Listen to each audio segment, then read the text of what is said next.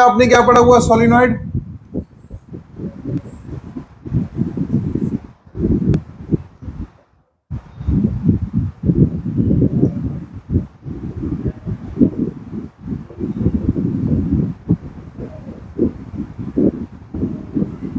यही था, आपने इस पे लगा रखा था।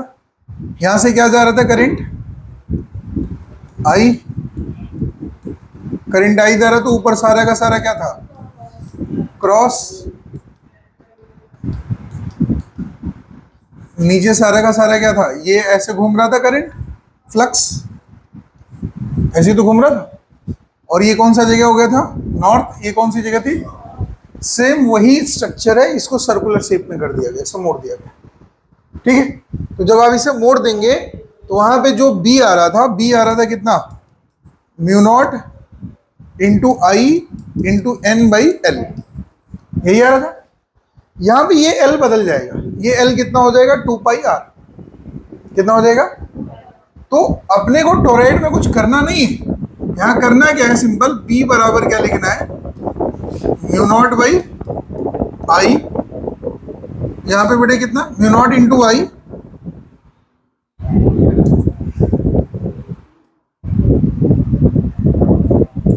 आई N is number of turn, L बराबर कितना? यहां पे कितना हो जाएगा? म्यू नॉट इंटू आई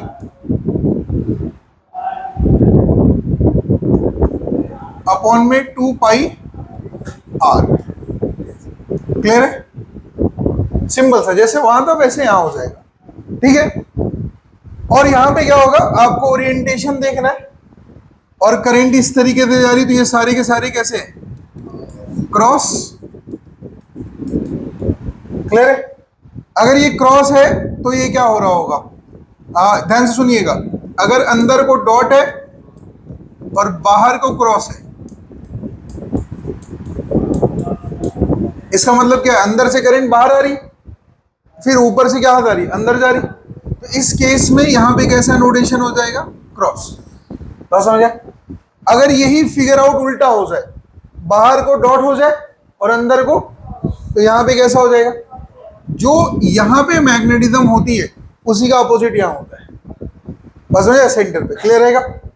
समझा या नहीं समझा? बना लीजिए आप लोग। यही है गैप प्लेट वाला, ऐसा। ठीक है, ये उसका फ्रंट व्यू है। और इस प्लेट में जब आप बनाना शुरू करोगे तो आपने क्या करा? वायर्स इंटर करा ऐसा। तो मैं इसका टॉप व्यू बनाता हूं। देखो यहाँ पे कहा क्या हुआ, क्यूब वाला कहाँ है बे? 3D नहीं है क्या? अच्छा ये रहा, ऐसा है।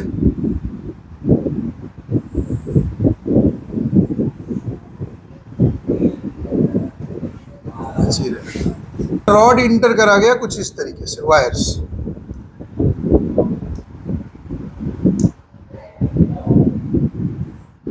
वायर की एंट्री कुछ इस तरीके से बना दी गई, सब वायर्स लगे हुए। ठीक है, ऐसे इधर से लेके उधर तक जा रहा है। तो अगर मैं यहां पे बनाऊं, ये क्रॉस क्रॉस, ये सारे कैसे हैं भैया?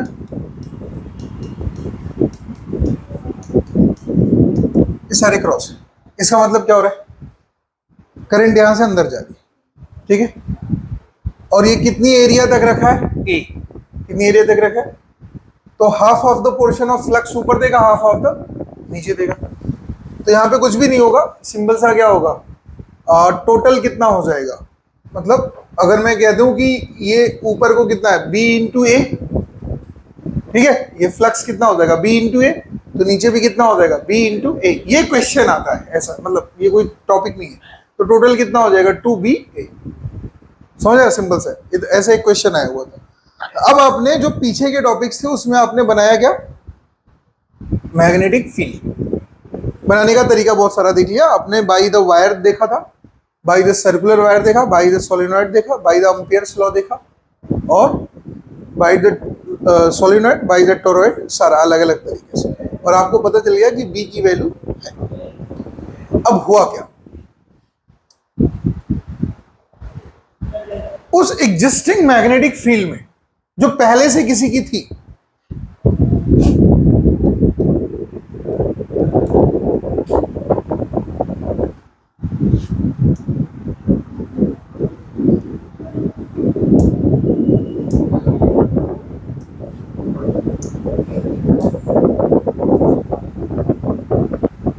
ठीक है, ये हमारे पास एक रेंज है जिसमें हमने मैग्नेटिक फील्ड बना रखी है। इस एग्जिस्टिंग मैग्नेटिक फील्ड में, और ये मैग्नेटिक फील्ड कैसी है? क्रॉस। कैसी भाई?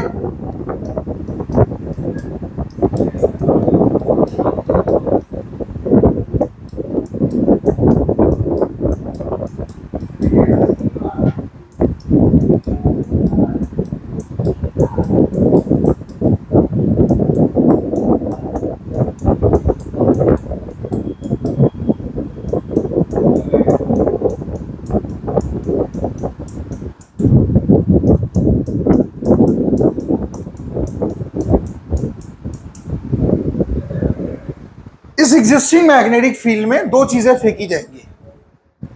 तो अभी जो इनिशियली हम इसमें थ्रो आउट करेंगे वो फेंकेंगे चार्ज। क्या डालेंगे? और एक लेक्चर बाद जो हम इसमें एंट्री करेंगे तो क्या करेंगे? कंडक्टर की एंट्री। बस समझना, ये हमारे पास पहले से है, ये प्री एग्जिस्टिंग है।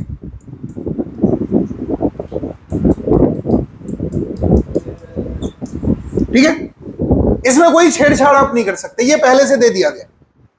और अगर आपसे कोई पूछा जाएगा क्रॉस कैसे बनेगा, तो क्रॉस बनाने के बड़े तरीके हैं, like wire, circular wire, solenoid, अलग अलग तरीके से, जो कि तुमने पीछे देख लिया।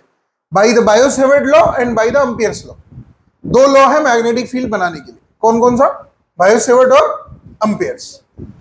इन दोनों के जरिए ये किसी ने बना के दे दिया होगा, और उसके पीछे का सारा रूल रेगुलेशन आपने पीछे पढ़ रखा। क्या क्या? Mu naught I D L sine theta R square, ये सब कुछ आपको पता है। हुआ क्या, इसके अंदर ये क्रॉस मैग्नेटिक फील्ड होने का मतलब क्या है? मैग्नेटिक फील्ड कहां जा रही? अंदर। अगर मैं यहां से खड़े होकर देखूं तो ये कैसा दिख रहा है? ये मेरे से कैसा है? 90 डिग्री है या नहीं? मैंने इसी में एक unknown packet of the charge, चाहे पॉजिटिव ले लिया चाहे नेगेटिव, और ये unknown packet of the charge को मैंने किया क्या? ध्यान सुनिएगा,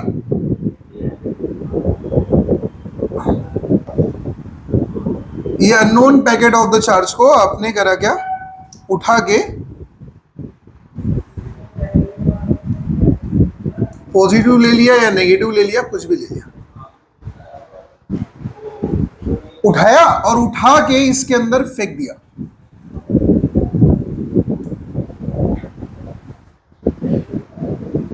ठीक है भाई, किसको फेंका आपने? किसको? चार्ज। और इसमें जो अमाउंट ऑफ चार्ज है वो Q है, Q कूलम। फेंकने की जो वेलोसिटी है वो V है,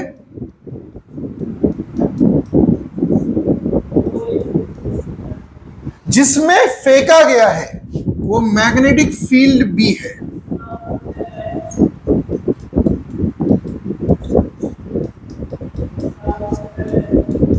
और ये साहब प्री एग्जिस्टिंग है, इसमें आपका कोई बस नहीं है। ये जिसने दिया था वो पहले से वहां मौजूद है। आपके बस में Q है, आपके बस में V है, और आपके बस में यहां से आने वाला एंगल है। ठीक है, कि किस एंगल पे आप फेंकेंगे, जो आप कंट्रोल कर सकते हैं, आप V कंट्रोल कर सकते हैं, और ये आप कौन सा पैकेट उठाएंगे उस पर डिपेंड करेगा, लेकिन B आप कंट्रोल नहीं कर सकते, क्योंकि वो पहले से। आपने जब इसे फेंका यहां पे, तो ये साहब क्या हुए? इसके अंदर गए।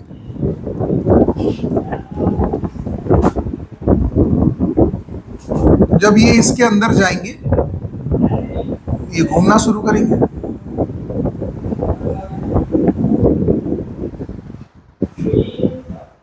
मे भी ये ना भी घूमे, हो सकता है ये आए और ये आके सीधे निकल जाए। ठीक है, ये आके सीधे निकल जाए। हो सकता है ये आए और आगे क्या करे? जो पाथ बनाए वो कैसा बनाए? हेलिकल। कैसा बनाए? हेलिकल। कई तरीके का कैरेक्टर प्ले किया जा सकता है। ये जो आपको ग्रीन लाइन दिख रही है, ये आपको परफेक्ट सर्कुलर लाइन है। कैसी लाइन है?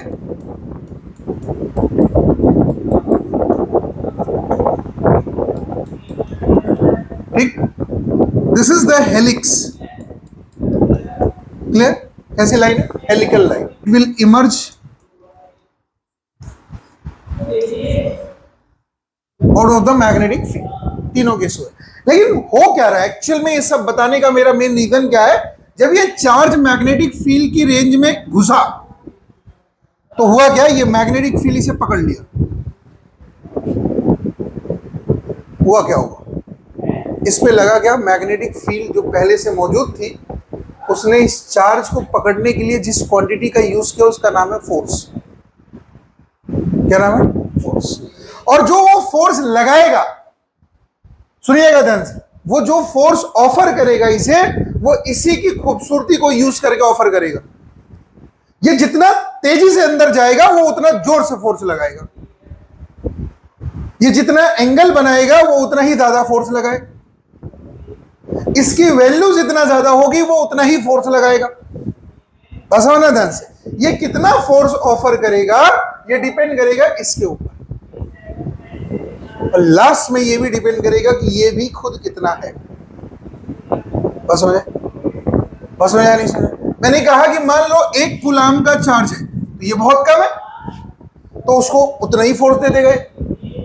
50 कूलाम का है तो उसके हिसाब से देगा, 1000 कूलाम का है तो उस हिसाब से देगा। तो number of charges, amount of charges पे डिपेंड करेगा इसके जरिए लगाया गया फोर्स। तो हुआ क्या? जो फोर्स यहां लगाया गया, उस फोर्स की जो वैल्यू आई, ध्यान से सुनिएगा, वो फोर्स है प्रोपोर्शनल टू चार्ज। किससे प्रोपोर्शनल है? वो फोर्स है proportional to velocity of charge. ठीक, वो फोर्स है प्रोपोर्शनल टू मैग्नेटिक फील्ड। वो फोर्स है प्रोपोर्शनल टू एंगल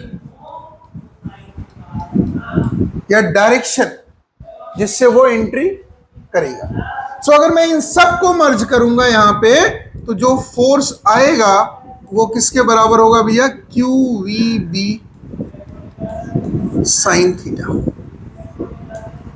क्लियर है बात? Q V B sine theta. देखो ये पहले से था, ये उस चार्ज का था, ये हमारे कंट्रोल में है, इसे हम कंट्रोल नहीं कर सकते, ये पहले से है। नहीं समझे? This will be existing, pre existing होता है, और ये हम हमारे कंट्रोल में कि हम कितना तेज फेंकेंगे, और ये हमारे कंट्रोल में किस एंगल पे डालेंगे। पूरी बात समझना ध्यान से। ये उस चार्ज का है जिसको हम एंट्री करा रहे, तो कहा जाएगा, ध्यान सुनिएगा, ये जो साइन थीटा का नोटेशन है ये किसके किसके बीच में है? P बराबर Q V cross D। V ने एंट्री की किसमें? बात समझना, किसमें? V ने एंट्री करी किसमें? बात समझना। अब यहां पे दो केस हो सकता है, यहां पे चार्ज एंट्री कर रहा है B में, मतलब चार्ज मूव कर रहा होगा ना, पहला केस। B पहले से मौजूद था, उसमें एंट्री कर गया कौन? चार्ज। और एक चार्ज पहले से मूव कर रहा था, तभी तुमने मैग्नेटिक फील्ड क्रिएट कर दी, वहां हो जाएगा B क्रॉस V। नहीं समझे बात? यहां पे पहले से कोई चार्ज मूव कर रहा है और तुमने अचानक से प्लग बढ़ा के मैग्नेटिक फील्ड क्रिएट कर दी, तो वहां हो जाएगा B क्रॉस V। और अगर पहले से प्री एग्जिस्टिंग मैग्नेटिक फील्ड है और वहां पे आपने क्या करा, एक चार्ज एंट्री कर दी, तो वहां होगा V क्रॉस B। बात समझ आए? तो वहां पे डायरेक्शन मैटर करेगा। जिस कंसेप्ट पे टेस्ला कार कंपनी काम कर रही है ना, वो कर रही है क्या, आप पे कंडक्टर पहले से है और आपने क्या किया, अकॉर्डिंग टू योर नीड घुमा घुमा के क्या कर रहे हो, मैग्नेटिक फील्ड बदल रहे हो, मोशन ऑफ द मोटर मिले जा रहा है। हाइपरलूप का कंसेप्ट क्या है? यही तो है। वहां पे आप क्या करोगे, according to your need you will create the magnetic field. जितनी जरूरत है हम उतना ही मैग्नेटिक फील्ड डाल देंगे और उस हिसाब से हम वेलोसिटी को क्या करेंगे, कंट्रोल कर लेंगे। अरे बोलो हाँ है ना? नहीं समझा? जितनी हमें जरूरत है उसी हिसाब से हम क्या डाल देंगे, मैग्नेटिक फील्ड। और मैग्नेटिक फील्ड डिपेंड किस पे कर रही? करंट पे। आपने पीछे पढ़ा बायो सेवर्ट लॉ में, मैग्नेटिक फील्ड डिपेंड किस पे कर रही? तो हाइपरलूप के कंसेप्ट में क्या हो रहा है, उसका नाम ही हाइपरलूप। मैकेनिक्स को मूव कराना है with the help of loop, और लूप में क्या दर है? करंट। लूप में क्या दर है? और लूप में करंट जाएगा तो मैग्नेटिक फील्ड क्रिएट होगी, और जैसे ही मैग्नेटिक फील्ड क्रिएट होगी, पूरी बात ध्यान सुनिएगा, जैसे ही मैग्नेटिक फील्ड क्रिएट होगी वो वेलोसिटी को कंट्रोल कर लेगा। डायरेक्शन में, कौन सी डायरेक्शन में भेजना है वो वहां से कंट्रोल अपने आप होता चला जाएगा। आप इसकी वैल्यू कम करोगे, वेलोसिटी अपने आप क्या हो जाएगी? कम। तो भाई वेरिंग दिस, एक्चुअल में इसके पीछे कौन बैठा है? करंट। और करंट हमारे हाथ में है, हम कब उसे कंट्रोल कर सकते हैं, कब उसे बढ़ा सकते हैं। तो ऑपरेटर जो स्टेशन में बैठा रहेगा वो ऑपरेट करता रहेगा इसे। समझा नहीं समझा? डिस्टेंस मेजर करके वेलोसिटी की बात कर लेगा। पूरी बात समझा नहीं समझा? तो आप क्या कहोगे? F is controlled by B या F is controlled by V. इस केस में वेलोसिटी अंदर गई, बी पहले से था, और अगर वी पहले से होता, कोई मूव कर रहा है, उस पर आप मैग्नेटिक फील्ड लगा दो तो ये कितना हो जाता? B cross B. पूरी बात क्लियर है? अब सुनना ध्यान से। अब एंट्री का डायरेक्शन क्या है? अगर इसने 0 डिग्री पे एंट्री ले ली, किससे? किससे? एग्जिस्टिंग मैग्नेटिक फील्ड से। कितने पे ले ली? मतलब both are coincident on same axis, तो उस मैग्नेटिक फील्ड का कोई इफेक्ट पड़ेगा ही नहीं, अनडेविएटेड पाथ होगा। मतलब क्रॉस है और इसी डायरेक्शन में आपने एंट्री दे दी, तो उस पर कोई भी फोर्स नहीं लगेगा, because this value will be 0। पूरी की पूरी वैल्यू कितनी हो जाएगी? और अगर इसने 90 डिग्री पे एंट्री ले ली, 90 डिग्री पे, तो ये कितना हो जाएगा? F max. कितना हो जाएगा? तो इसकी वैल्यू कितनी हो जाएगी भैया? Q V B. कितनी हो जाएगी? Q V B. अब इस केस में जो पाथ फॉलो होगा किसका?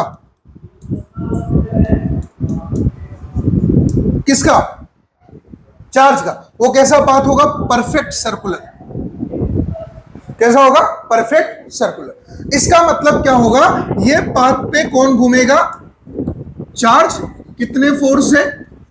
Q V B. कितने फोर्स से घूमेगा? क्लियर है बात? अगर उसे परफेक्ट सर्कुलर रखना है तो। अगर उसने परफेक्ट सर्कुलर नहीं रखा तो क्या होगा? उसने 90 डिग्री के बजाय 80, 40, 45, 60 पे एंट्री ली, तो इस केस में जो ये पाथ ऑफ मोमेंट होगा वो कुछ ऐसा होगा, हेलिकल पाथ। कैसा होगा? तो इसकी बात अभी हम थोड़ी देर बात करेंगे। अभी जो बात हम करने जा रहे हैं सर्कुलर पाथ। अब जो चार्ज का पैकेट एंट्री लिया है वो वेलोसिटी के साथ है। अगर वो वेलोसिटी के साथ है तो आपने इलेक्ट्रोस्टैट में पढ़ा है कि इसके मास का अपीयरेंस हम जरूर देखेंगे। आपने इलेक्ट्रोस्टैट में पढ़ा, अगर चार्ज मूव करने लगा so you will just be deal the mass, अगर मूव नहीं करता है so you will deal only the charge. Clear है? अब जब इसने एंट्री लिया तो जिस सर्कुलर पाथ में घूमा उसका अपना अपना रेडियस भी होगा, उसका अपना क्या होगा? रेडियस। और इस रेडियस की वजह से यहां पे अगर वो पैकेट मौजूद है, इस जगह पे मौजूद है, तो यहां पे क्या लगेगा? एक सेंट्रीपिटल। क्या लगेगा? और वो सेंट्रीपिटल फोर्स किसके बराबर हो जाएगा? क्यू वी बी के बराबर। किसके बराबर हो जाएगा? जोर जोर, किसके बराबर हो जाएगा? क्यू वी बी के बराबर। तो अब इस केस में क्या हुआ? क्यू वी बी बराबर M V square by, so can I cancel this V? तो इसका मतलब जो आर आया वो कितना आया? एम इंटू वी अपॉन में क्यू इंटू, ये रहा उस पाथ का रेडियस। पूरी बात समझना ध्यान से। अब 3 पैकेट हमने लिए। पहला पैकेट है जिसमें भरा हुआ है अल्फा, तो it's the huge mass of the particle. पहले पैकेट में कौन भरा है? क्यू ऑफ द अल्फा है, इसकी वैल्यू बहुत ज्यादा है। क्यू ऑफ द न्यूट्रॉन है, इसकी भी वैल्यू बहुत ज्यादा है। क्यू ऑफ द प्रोटॉन, तीनों की वैल्यूज बहुत ज्यादा है। बात ध्यान समझिए। सेम वेलोसिटी से सेम मैग्नेटिक फील्ड में एंट्री दी जाएगी। फिर सुनिएगा, सेम वेलोसिटी से सेम मैग्नेटिक फील्ड में एंट्री दी जाएगी, तो इनका मास ज्यादा है, चार्ज का वैल्यू बदलेगा। कैसे बदलेगा? ध्यान सुनिएगा। Q of the alpha, alpha का जो क्यू है वो 2 times of the Q of the P है, प्रोटॉन का 2 गुना। और मास कैसा है dear, mass of the alpha क्या है, प्रोटॉन का 4 गुना, प्रोटॉन के मास का कितना गुना।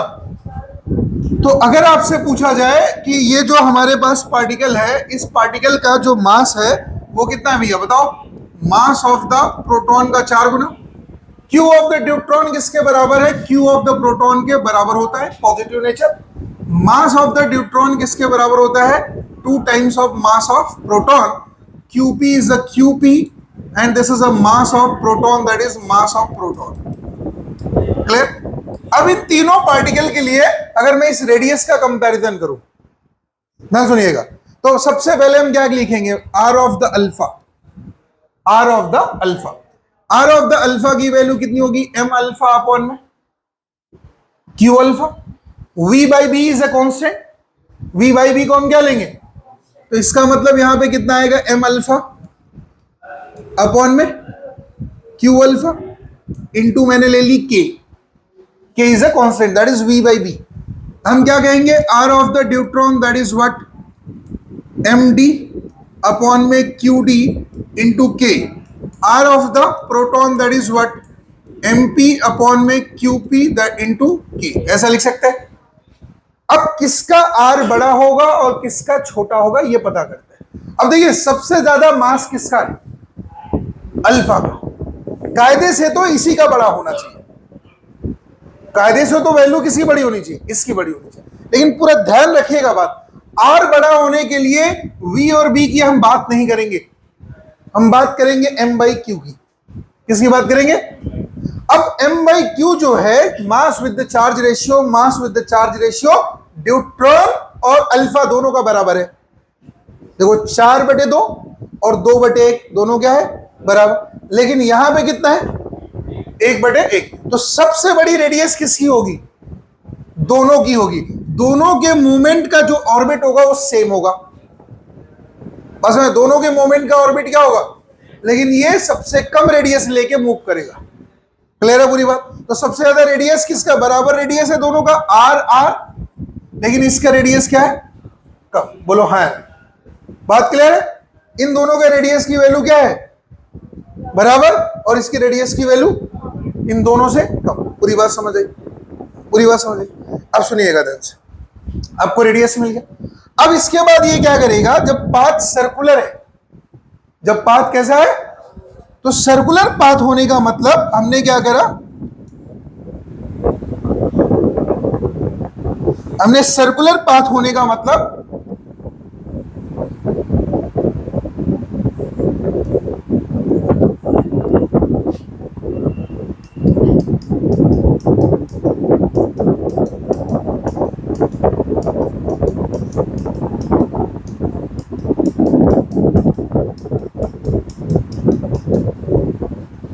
पाथ सर्कुलर होने का एकदम क्लियर कट मतलब बताइएगा। ये क्या करेगा, चक्कर मारेगा, ये क्या करेगा, चक्कर मारेगा। जब ये चक्कर मारना शुरू करेगा तो इस पाथ का टाइम पीरियड भी होगा, इस पाथ का क्या होगा, और टाइम पीरियड क्या होता भैया, distance upon time, distance upon velocity. अरे बोलो है ना। और डिस्टेंस कितना है आपके पास, 2 पाई आर, और आर बराबर आपने निकाला कितना, M V by Q B, और यहां पे वी पहले से मौजूद है, कट जाएगा। तो टी बराबर कितना आया, 2 पाई एम अपॉन में Q B. This is the time period of rotation. ये क्या हुआ आपका, टाइम पीरियड ऑफ। अब 1 बाई टाइम पीरियड क्या होता है, फ्रीक्वेंसी। इस फ्रीक्वेंसी का नाम है साइक्लोट्रॉन फ्रीक्वेंसी। क्या नाम भैया, साइक्लोट्रॉन फ्रीक्वेंसी, याद रखिएगा।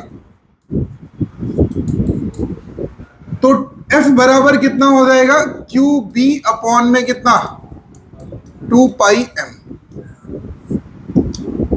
ये तो हमारा रहा इसका पॉइंट नंबर 1। अब क्वेश्चन में कभी कभी वो क्वेश्चन डेविएट करने के लिए क्या कहता है, जब ये एंट्री लेता है तो उस पार्टिकल का काइनेटिक एनर्जी ये रहा, बस समझे। वो आपको मोमेंटम मोमेंटम नहीं देगा। अभी जैसे आपने पिछले में क्या लिखा था, m इंटू वी अपॉन में क्यू बी, ये लिखा है ना। लेकिन क्या करेगा, यहां दो तरीके से डील किया जाएगा, ध्यान सुनिएगा। एक तो m इंटू वी है, ठीक, ये मोमेंटम है उस पार्टिकल का, ये भी कंजर्व है, और दूसरा एनर्जी भी कंजर्व है। अगर उसने क्वेश्चन में मोमेंटम की जगह एनर्जी एंट्री दे दी, क्या दे दी एंट्री, तो इन टर्म्स ऑफ एनर्जी क्या होगा। अगर आपसे पूछा जाए आर की वैल्यू बताइए इन टर्म्स ऑफ एनर्जी, तो आर बराबर है m इंटू वी अपॉन में क्यू बी। अरे बोलो हाँ है ना। यहां से आपको क्या समझ आया, आर प्रोपोर्शनल टू m, ये डायरेक्ट समझ आ रहा है। अभी देखो यही रूल आपका ब्रेक हो जाएगा, इसे मैं लिख सकता हूं √2k m अपॉन में क्यू बी। बोलो हाँ है ना। कैसे, k बराबर कितना है, half M V square, m से ऊपर m से नीचे मल्टीप्लाई कर दें, तो m स्क्वायर वी स्क्वायर बराबर कितना आएगा 2km, तो m इंटू वी बराबर कितना आएगा,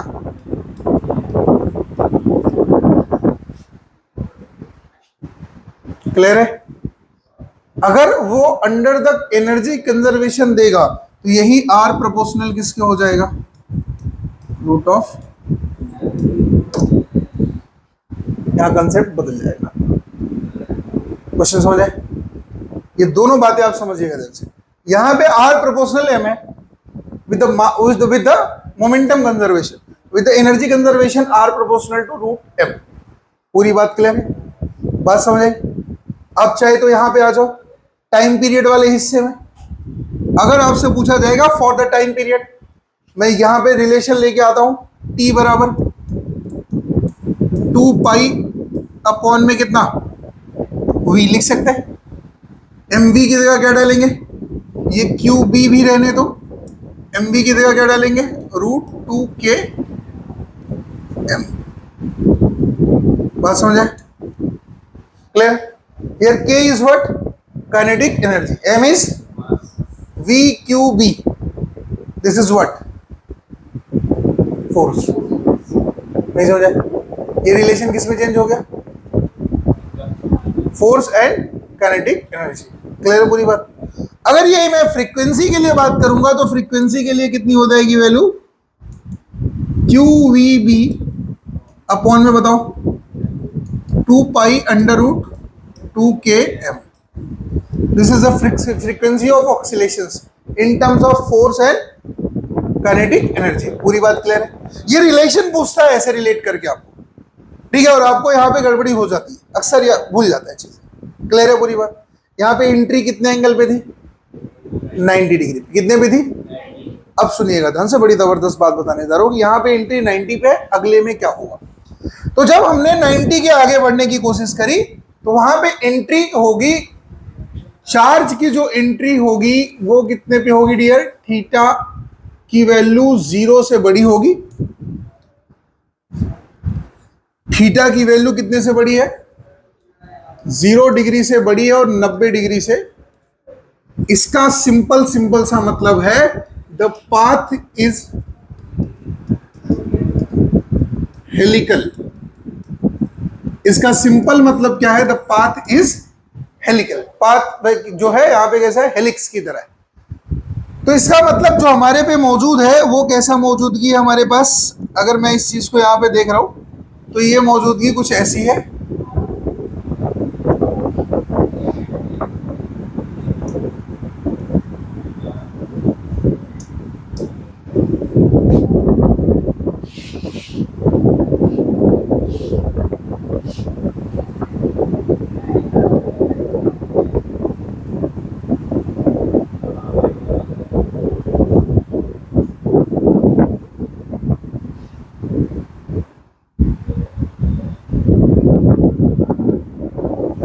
और यहां पे जो प्री एग्जिस्टिंग फील्ड है वो कितनी है, क्रॉस के साथ। कैसी है, इनवर्ड।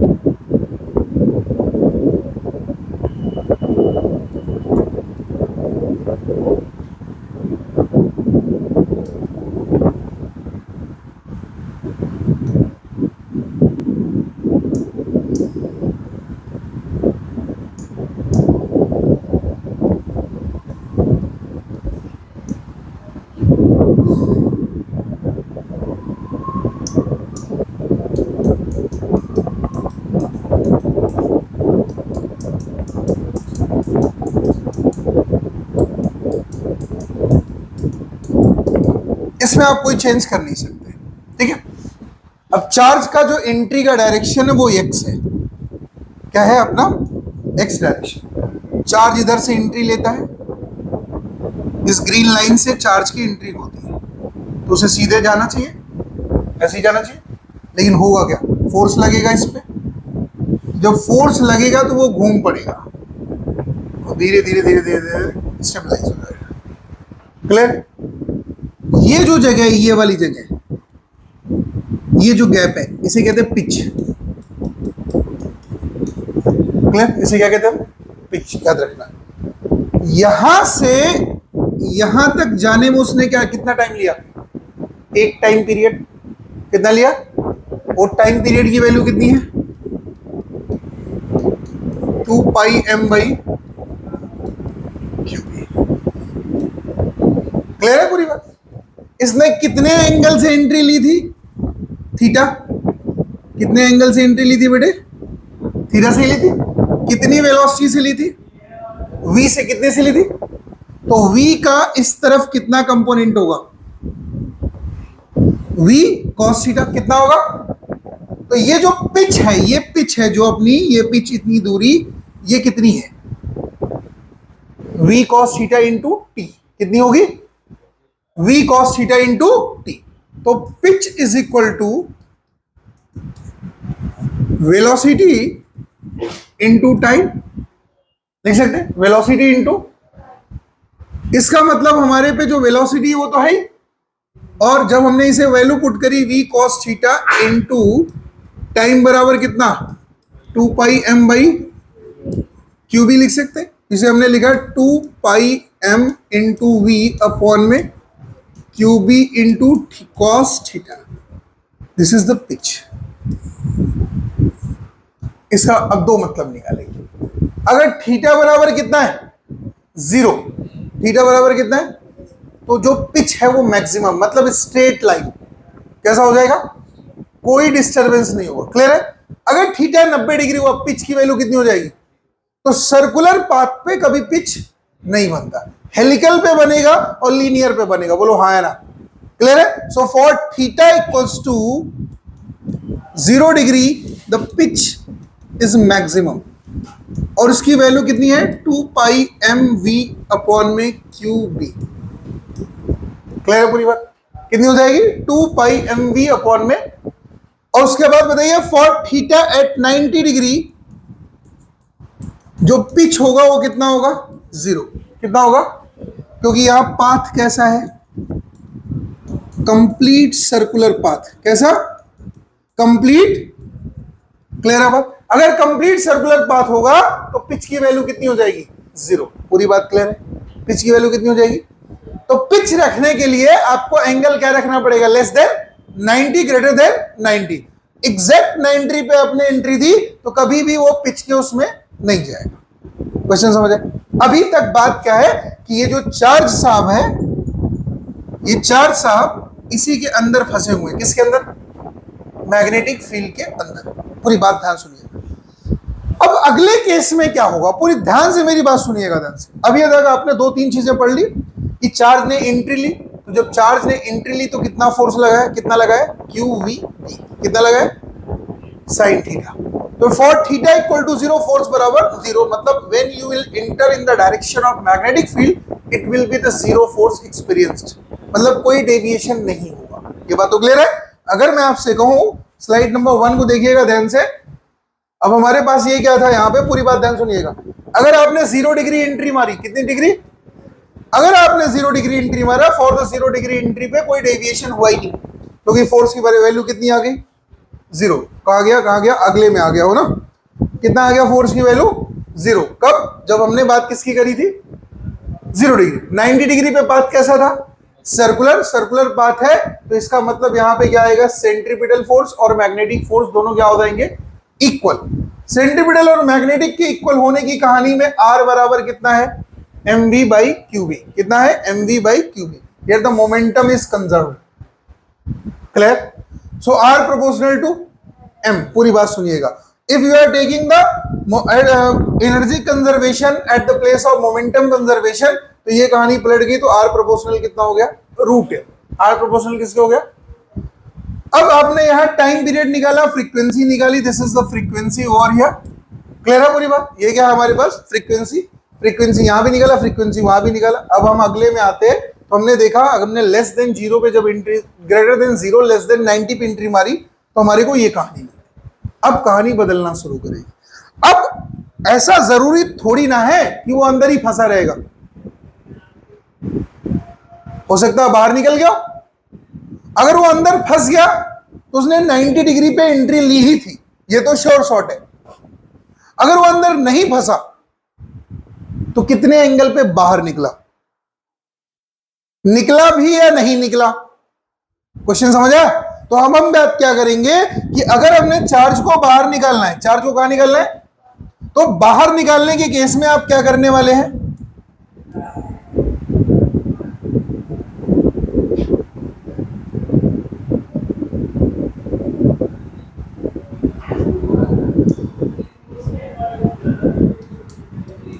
ये हमारा प्री एग्जिस्टिंग मैग्नेटिक फील्ड है।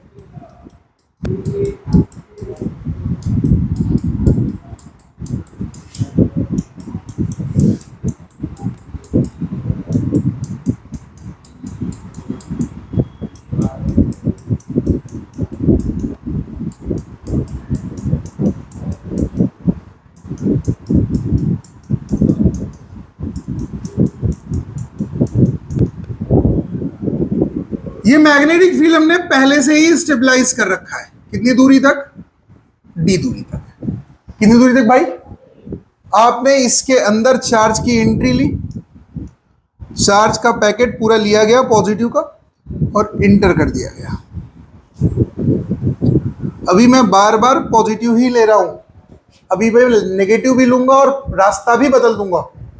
याद रखिएगा, आज मैं आपको जो पढ़ा रहा हूं यहां सब जगह पॉजिटिव एंट्री ले रहे हैं, अगले में इलेक्ट्रॉन की एंट्री दे देगा तो ट्रेजेक्ट्री की इक्वेशन पूछ लेगा तुमसे। अब पूरी मैकेनिक्स आएगी इसके अंदर जो आपने वहां पढ़ी हुई है। तो क्या करा इसने? एंट्री ली। कौन कौन एंट्री लिया भैया? चार्ज एंट्री लिया। क्या होगा? क्या होगा? ये मैग्नेटिक फील्ड क्या करेगा? इसे पकड़ने की कोशिश करेगा। तो पकड़ने के लिए जिस क्वांटिटी को भेजेगा उस क्वांटिटी का नाम क्या है? फोर्स। अब उसने इसके अंदर उसको भेजने की कोशिश करी, तो जब उसने भेजने की कोशिश करी तो ये ट्रेजेक्ट्री बना।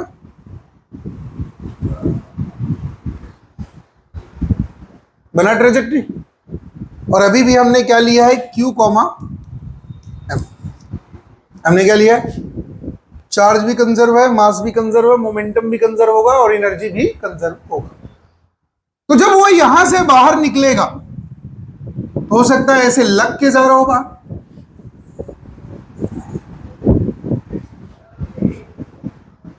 ऐसे इस दीवार से लग के बाहर जा रहा हो, बाहर ही तो जाना है। हो सकता है वो सीधे सीधे बाहर चला जाए। ठीक है बात? और मोस्ट प्रोबेबली ऐसा हो सकता है कि वो बाहर ही ना जाए, घूम जाए। अब पता करना है कि वो बाहर गया तो कब गया, बाहर नहीं गया तो क्यों नहीं गया, और अगर वो बाहर निकला तो कितने एंगल पे निकला। तीनों बातें हमें समझनी। पूरी बात ध्यान से सुनिएगा, बड़ा जबरदस्त है। अगर दिमाग सेट नहीं होगा तो क्वेश्चन गलत कर जाओगे। चलिए शुरू करते हैं। हमें ये बात तो पता है ना कि ये पाथ सर्कुलर होगा। अरे बोलो है ना? क्यों सर्कुलर होगा बताओ, कोई लोग बताओ, तुम बताओ तनिष्क। ये जो आर्क बना है ये आर्क सर्कुलर होगा, कैसे पता बताओ? ये जो आपने आर्क का डिजाइनिंग रखी है, ये जो मैं ग्रीन लाइन खींच रहा हूं, ये ग्रीन लाइन जो आपके पास है ये सर्कुलर होगा। इसकी कंडीशन क्या है? जोर से लो, क्या है इसकी कंडीशन? नालायक मारेंगे दो तमाचा अभी तेरे को। इसने एंट्री कितने पे ली है? ये इसी बात का प्रूफ है। अगर इसने 90 पे ली एंट्री तो ये आर्क होगा, और आर्क किसका होगा? सर्कुलर पाथ का, और उसका अपना सेंटर भी होगा। नहीं समझे बात? अरे बोलो हाँ है ना? अगर उसका अपना सेंटर होगा तो सेंटर यहां तो होगा नहीं, हमने यहां कहीं मान रखा है सेंटर, मान लिया कहीं यहीं पे होगा सेंटर। और ये ऐसा रास्ता बनाता, अगर बनाता तो ऐसा घूम के बना था ना।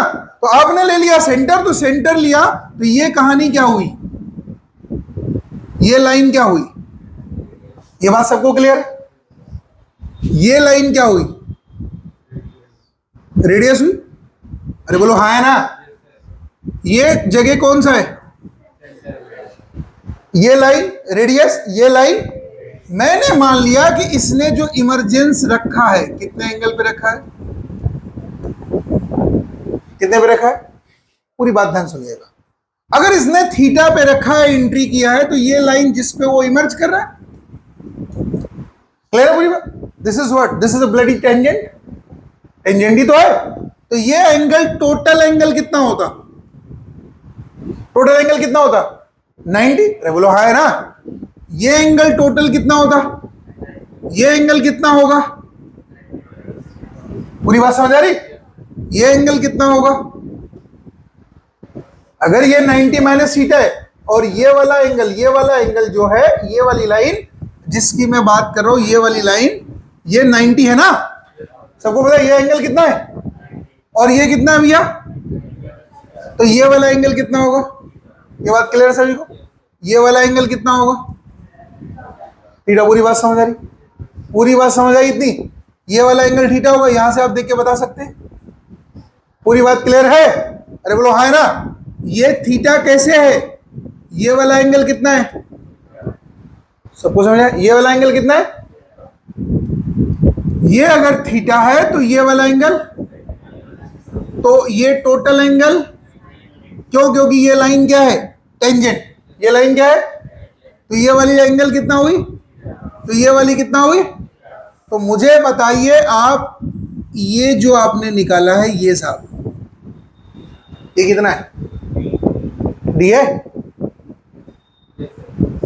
ये डी है ना, ऊपर आपने मान रखा है जितनी दूर तक मैग्नेटिक फील्ड है। अगर ये डी है, तो अगर ये आर है, तो आर का कौन सा वैल्यू डी के बराबर होगा, ये परपेंडिकुलर हुआ, और ये कौन सा हुआ, हाइपोटेनियस। तो बताओ, परपेंडिकुलर अपॉन में हाइपोटेनियस बराबर कितना, साइन थीटा। अरे बोलो हाँ है ना। तो बताओ यहां पे कितना होगा, थीटा बराबर साइन इनवर्स, बोलो डी बाई। अब मेरी बात पूरी ध्यान से सुनिएगा, ये थीटा कौन सा थीटा है, जिससे वो बाहर निकला है। एंट्री वो 90 पे ही ले रहा है, ये क्लियर है।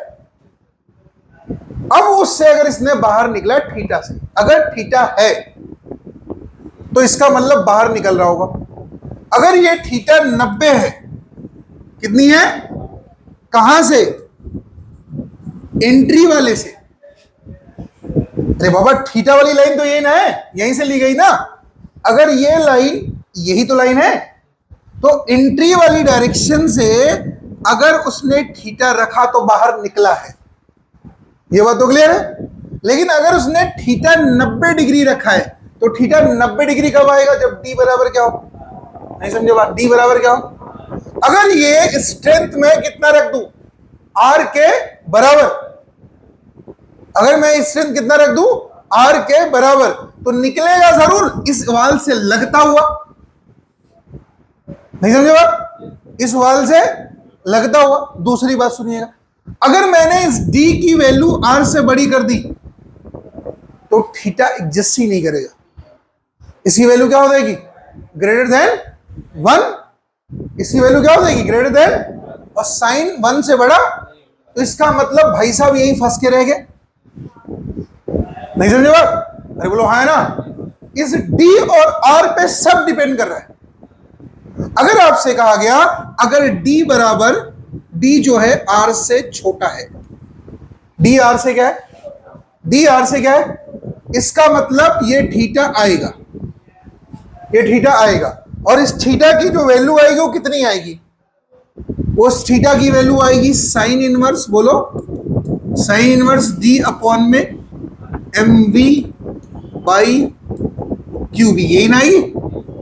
और हम ये कह सकते हैं sine inverse D into Q B upon में कितना, एम बी। और हम कह सकते हैं साइन इनवर्स, बताओ, डी क्यू बी अपॉन में क्या, अंडर रूट के एम, ये तीनों चारों आ सकता है। क्लियर है पूरी बात? अगर वो निकला तो, और अगर वो ना निकला, दीवार से लग के निकला, इस समय थीटा कितना होगा? 90 डिग्री। कितना होगा? ये थीटा कौन सा एंगल है? इमर्जेंट एंगल है। कौन सा एंगल है? कहां से एंगल मेजर किया जा रहा है? From the axis of entry. Clear है पूरी बात? अगर ये डी जो है आर से बड़ा हुआ, अगर ये डी आर से, तो ये कभी भी बाहर, ये एग्जिस्ट ही नहीं करेगा, ये कभी भी बाहर निकल ही नहीं पाएगा। क्लियर है पूरी बात? बना लीजिए।